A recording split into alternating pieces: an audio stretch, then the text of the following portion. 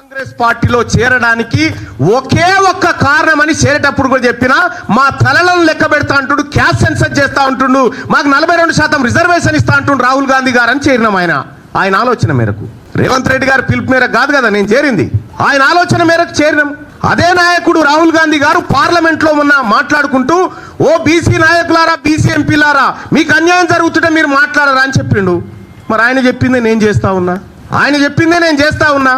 చేస్తున్నటువంటి సందర్భంలో బీసీ ఉద్యమం బలపడతా ఉంది, బీసీలందరూ ఐక్యం చేస్తా ఉన్నారు, దీన్ని ఎట్లయినా అణచివేయాలనేటువంటి ఒక కార్యక్రమం అయితే చేస్తా ఉన్నారు. ఈ చరిత్ర ఇటువంటి వాళ్ళని కొన్ని వందల మందిని చూసింది ఈ గడ్డ, ఈ నేల. అందరం వెనకాలం భూమి మీద బతకడానికి రాలే. ఇవాళ మనం ఒక పని చేస్తే తరతరాలు గుర్తుండాలి. గా బీపీ మండల్ గారు చేసిన పని, గా జయశంకర్ సార్ చేసిన పని, వాళ్ళు చేసిన పని తరతరాలు గుర్తుంటది.